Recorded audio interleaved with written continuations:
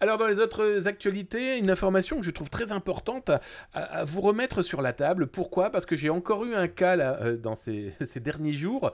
Eh bien encore une fois, ces escroqueries de j'offre mon chat, j'offre un chaton à des personnes âgées. Et le problème c'est que derrière ce don, derrière ce cadeau, eh bien on a véritablement une escroquerie. On a clairement quelque chose qui a pour mission de piéger nos aînés et donc de leur voler un maximum d'argent. Alors comment ça fonctionne? Et je vais surtout vous donner les clés qui vont vous permettre et de l'expliquer à papy, mamie, mais aussi à des personnes qui pensent qu'ils vont pouvoir avoir un chat ou un chien souvent de luxe, hein, je vais être très honnête avec vous, ce qu'ils appellent des animaux loftés, donc avec une carte, les cartes d'identité, enfin bref, c'est surtout une histoire de question de pognon, hein, cette histoire de loft, etc. Toujours est-il que il y a des papis et des mamies qui sont seuls et avoir un animal de compagnie, eh bien ça leur ferait drôlement plaisir et qu'ils n'ont pas obligatoirement les moyens de s'en acheter un.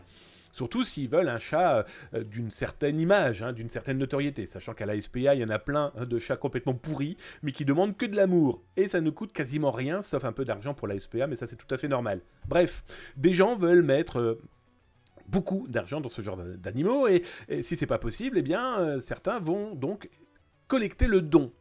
Là, je vous montre une personne qui, le 16 janvier, expliquait, bien voilà, j'ai des minous, j'ai des miaou miaou à vous offrir, hein, des chatons sacrés de Birmanie à donner contre bons soins, déjà sevrés, vaccinés et vermifugés, remis avec un certificat de bonne santé et d'adoption. Merci de me laisser un message via Messenger pour plus d'informations sur l'adoption. Alors, c'est bien mignon, les mimines, mais le problème, c'est que derrière, c'est de l'arnaque. L'escroc va faire quoi? Eh bien, une fois qu'il a alpagué la papy ou la mamie, le papy et la mamie, eh bien, 24 heures après la mise en relation, avec, bon bah voilà, je vous offre ce chat, merci de votre adresse, papy, mamie va recevoir un mail d'un vétérinaire qui va expliquer, ben voilà, comme c'est un chat de certaines qualités, lofté, luxe, machin, truc chose, eh bien, il lui faut une cage qui va le protéger et qui va permettre d'éviter qu'il se blesse, etc., etc. Et ça coûte. Voilà, il faut nous envoyer aux alentours de 100 balles, à 100 euros, pour qu'il puisse être transporté tranquillement. Alors, j'ai des papis et des mamies qui ont payé les 100 balles. Le problème, c'est que le lendemain, le même vétérinaire dit « Ah, merci, on a bien reçu l'argent. Ah oui, on a oublié de vous dire, il faut le vacciner. » Ah bah oui, il n'a pas à première vue tous les vaccins, vous comprenez, la Covid, etc. Il raconte tout et n'importe quoi. Et certains ont payé 80 balles de plus. Ça fait très cher l'animal qui est offert, sauf qu'en plus, bien sûr, il n'y a pas d'animal derrière, il n'y a pas de chat.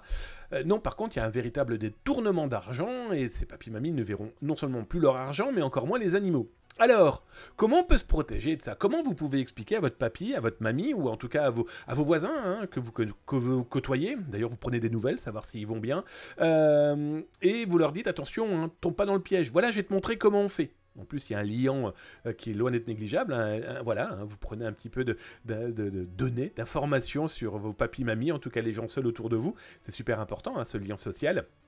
Et là, vous leur dites, bah voilà, t'as quelqu'un qui te propose un chat, génial, il t'a mis une photo, très bien. Et bien, ce qu'on va faire, on va utiliser, par exemple, Google Images. Tu prends la photo, et dans Google Images, tu l'injectes, cette photo. Et bien voilà, je vous ai fait l'exemple très concret.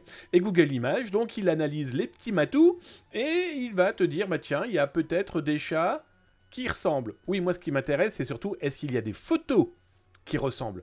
Les matous, on présume que ce genre de chat, il y en a partout, hein, sur toute la planète.